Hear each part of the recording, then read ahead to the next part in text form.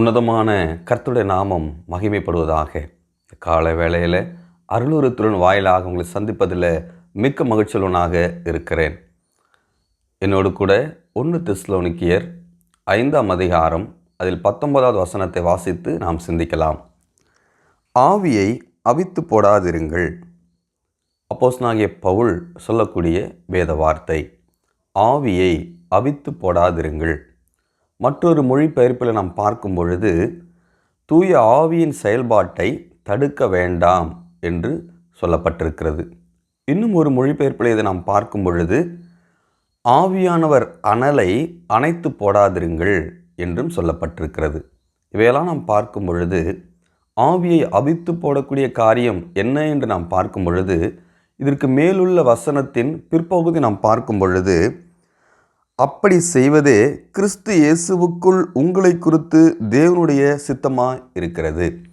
அதாவது தேவனுடைய சித்தத்திற்கு விரோதமாய் செயல்படக்கூடிய காரியங்கள் ஆவியை அவித்து போடக்கூடியதாக இருக்கிறது. ஆவியானவருடைய செயல்பாட்டை தடுக்கக்கூடியதாக இருக்கிறது. ஆவியானவர் அனலை அணைத்து போடக்கூடியதாக இருக்கிறது என்பதை நம்மால் புரிந்து கொள்ள முடிகிறது.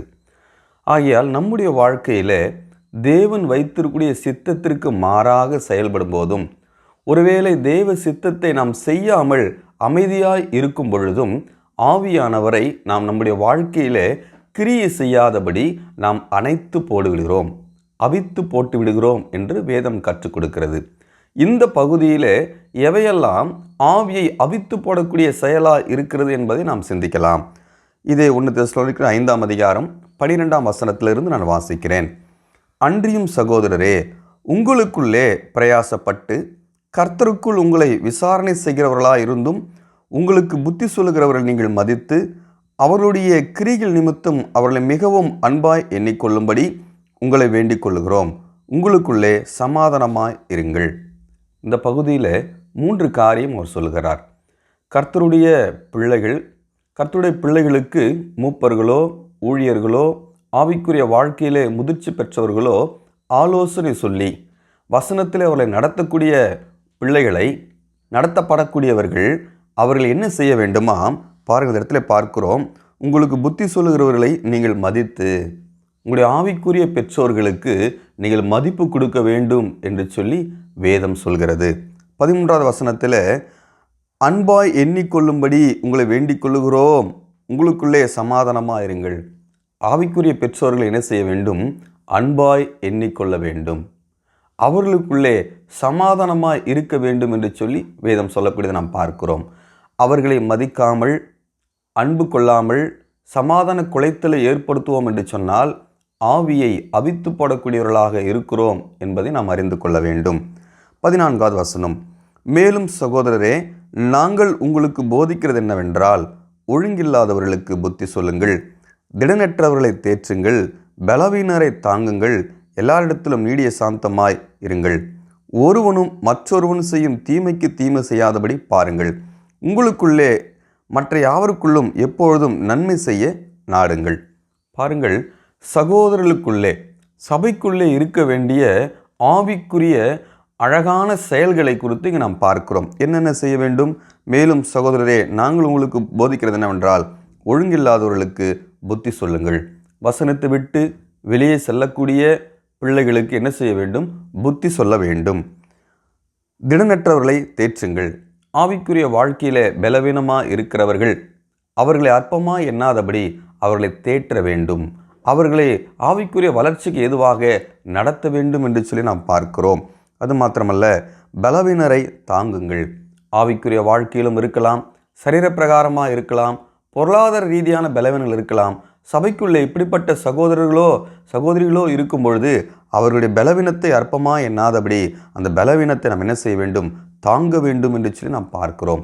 எல்லாரிடத்திலும் நீடிய சாந்தமாய் இருங்கள். எல்லாரிடத்திலும், பலவீனமாக இருந்தாலும், திடனற்றவர்களாக இருந்தாலும், ஆவிக்குரிய பெற்றோர்களாக இருந்தாலும், எல்லாரிடத்திலும் எவ்விதமாக இருக்க வேண்டும்?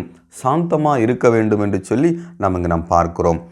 ஒருவனும் மற்றொருவன் செய்யும் தீமைக்கு தீமை செய்யாதபடி பாருங்கள், உங்களுக்குள்ளே மற்ற யாவருக்குள்ளும் எப்பொழுதும் நன்மையை நாடுங்கள்.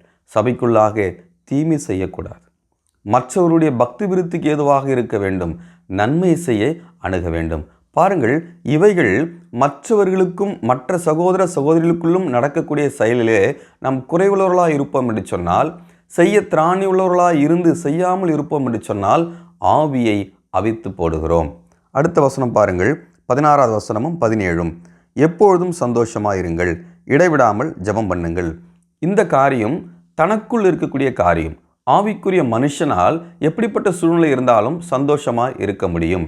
மற்றவர்களுக்காக அந்தந்த ஜெப வேளையிலே நிச்சயமாய் ஜெபிக்க முடியும். இடைவிடாமல் என்று சொன்னால் 24 மணி நேரம் அல்ல, அவர்களுடைய ஜெப வாழ்க்கை நேரத்திலே அந்த நேரத்தை விட்டுவிடாதபடி அவர்களால் ஜெபிக்க முடியும். மற்றவர்களுக்காக மேலும் உள்ள வாசித்த பகுதியில் வரக்கூடிய ஆவிக்குரிய அந்த உன்னதமான செயல்களிலே மெருகேறி வரும்படியாக நம்ம என்ன செய்ய முடியும்? ஜெபிக்க முடியும் என்று சொல்லி நாம் பார்க்கிறோம். அது மாத்திரமல்ல, 18ஆம் வசனம், எல்லாவற்றிலும் ஸ்தோத்திரம் செய்யுங்கள், அப்படி செய்வதே கிறிஸ்து இயேசுவுக்குள் உங்களை குறித்து தேவனுடைய சித்தமாக இருக்கிறது. முறுமுறுப்பு இல்லாமல் நாம் கர்த்தருக்கு முன்பாக ஸ்தோத்திரிக்க வேண்டும் என்று சொல்லி நாம் பார்க்கிறோம். இப்படிப்பட்ட ஆவிக்குரிய செயல்கள் நம்முடைய வாழ்க்கையில் இருக்கும் பொழுது பரிசுத்த ஆவியானவரை நாம் அணைத்து போடாமல் அவித்து போடாமல் இருக்கிறோம் என்பதை நம்மால் புரிந்து கொள்ள முடிகிறது. பாருங்கள், அடுத்த வசனம் பாருங்கள், 20ஆம் வசனம், தீர்க்க தரிசனங்களை அற்பமாய் எண்ணாதிருங்கள். வேதத்தில் சொல்லப்பட்ட தீர்க்க தரிசனமான வேத வார்த்தைகளை குறித்து நாம் அசட்டையாக இருக்கக்கூடாது. அவர் வருகிறேன் என்று சொல்லியிருக்கிறார், இதோ சீக்கிரமாக வருகிறேன் என்று சொல்லியிருக்கிறார். அந்த வருகையை குறித்தான நிச்சயத்தோடு கூட நம்பிக்கையோடு கூட இப்படிப்பட்ட செயல் நாம் செய்து கொண்டு ஜாக்கிரதையாக இருக்க வேண்டும் என்று சொல்லி நாம் எச்சரிக்கப்படுகிறோம். அது மாத்திரமல்ல, 21ஆம் வசனம் பாருங்கள், எல்லாவற்றையும் சோதித்து பார்த்து நலமானதை பிடித்து கொள்ளுங்கள்.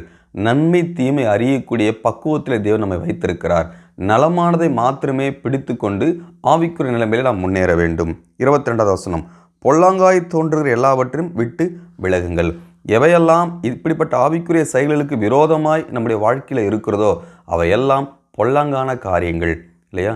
விரோதத்தை உண்டு பண்ணுவது, குறை சொல்லுவது மற்றும் இப்படிப்பட்ட காரியங்கள், அன்பில்லாத காரியங்கள், இவை எல்லாமே பொல்லாங்காய் தோன்றுகிறது. இப்படிப்பட்ட அந்த பொல்லாங்கான காரியத்தை நாம் விட்டு விலக வேண்டும் என்று ஆவியை நமக்கு கற்றுக் கொடுக்கிறார்.